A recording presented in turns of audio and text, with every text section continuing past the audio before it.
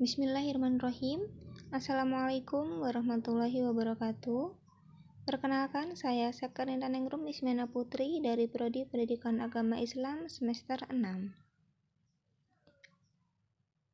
Baiklah, kali ini kita akan membahas tentang manajemen pembiayaan pada lembaga pendidikan Islam. Yang pertama yaitu pengertian pembiayaan lembaga pendidikan Islam. Biaya secara sederhana adalah nilai uang yang dibelanjakan atau jasa pelayanan yang diserahkan pada siswa. Biaya pendidikan merupakan salah satu komponen masukan instrumental yang sangat penting dalam penyelenggaraan pendidikan.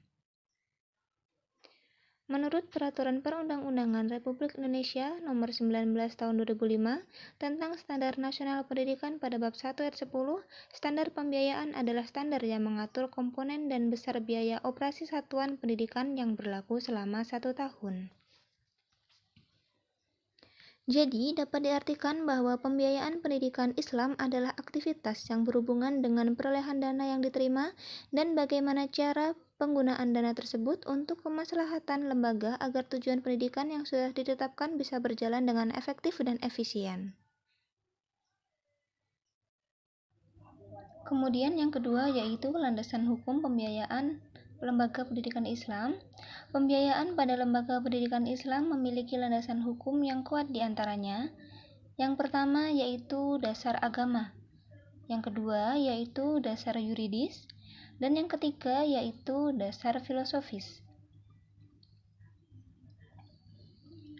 Pada dasar agama, konsep pembiayaan lembaga pendidikan Islam secara tersirat sebenarnya sudah ada sejak dahulu kala. Terdapat firman Allah yang mengandung pengertian bahwa manajemen keuangan secara Islami merupakan suatu proses pengelolaan keuangan lembaga pendidikan Islam dengan pengelolaan yang efektif dan efisien. Di antaranya terdapat pada surat Al-Furqan ayat 67. Kemudian dasar yuridis. Berdasarkan landasan yuridis, hukum pembiayaan lembaga pendidikan Islam terdapat pada Pancasila, Undang-Undang Dasar 1945, dan Peraturan Perundang-undangan Republik Indonesia. Kemudian yang terakhir yaitu dasar filosofis. Pada dasarnya, berangkat dari filosofi Jer Basuki Mawabeo bahwa segala kegiatan sekolah atau madrasah memerlukan dana. Kemudian yang ketiga yaitu sejarah pembiayaan pendidikan dalam Islam. Sistem pendidikan formal yang diselenggarakan negara khilafah memperoleh sumber pembiayaan sepenuhnya dari negara atau Baitul Mal. Dalam sejarah, pada masa Khalifah Umar bin Khattab, sumber pembiayaan untuk kemaslahatan umum termasuk pendidikan berasal dari jizyah, kharaj atau pajak tanah, dan usyur atau pungutan atas harta non-muslim yang melintasi tapal batas negara. Kemudian yang keempat yaitu jenis biaya pendidikan Islam. Ditinjau dari jenisnya, biaya pendidikan Islam dibagi menjadi 4. Yang pertama yaitu biaya langsung dan biaya tidak langsung. Yang kedua yaitu biaya publik atau sosial dan biaya privat. Yang ketiga yaitu biaya moneter dan non-moneter. Dan yang keempat yaitu biaya rutin dan biaya modal.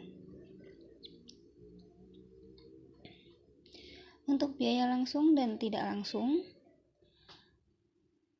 biaya langsung yaitu biaya yang langsung berproses dalam produksi pendidikan, di mana biaya pendidikan ini secara langsung dapat meningkatkan mutu pendidikan. Sedangkan biaya tidak langsung yaitu meliputi biaya hidup, biaya transportasi, dan biaya lain-lain. Kemudian biaya publik dan biaya privat. Biaya publik yaitu sejumlah sekolah yang harus dibayar oleh masyarakat. Kemudian, biaya privat adalah biaya yang dikeluarkan oleh keluarga untuk memenuhi biaya pendidikan anaknya. Kemudian, biaya moneter dan non-moneter, yaitu biaya dalam bentuk uang dan bukan uang. Dan yang terakhir yaitu biaya rutin dan biaya modal. Biaya rutin pada intinya mencakup keseluruhan biaya operasional penyelenggaraan pendidikan seperti biaya administrasi, pemeliharaan fasilitas, dan lain-lain. Sementara, biaya modal sering disebut juga biaya pembangunan, mencakup pembangunan fisik, pembelian tanah, dan pengadaan barang-barang lainnya. Dan yang terakhir yaitu problem pembiayaan pendidikan Islam dan solusinya. Pada beberapa kajian menyebutkan bahwa kesulitan yang sering dihadapi madrasah dalam pengelolaan pembiayaan pendidikan berawal dari persoalan penggalian dana itu sendiri. Kendala utamanya adalah terbatasnya sumber dana yang dapat digali, SDM yang bisa dikatakan masih rendah, serta daya dukung masyarakat yang rendah pula. Oleh karena itu, pihak dalam madrasah harus mampu menyusun dan mengelola pembiayaan pendidikan dengan baik, berapa anggaran yang ada, bagaimana anggaran itu dibelanjakan atau dialokasikan, serta bagaimana sistem pelaporannya. Alhamdulillah, demikian sedikit yang bisa saya sampaikan. Jika ada kurang lebihnya, saya mohon maaf. Dan jangan lupa like, comment, and subscribe channel ini. Semoga bermanfaat. Thanks for watching. Wassalamualaikum warahmatullahi wabarakatuh.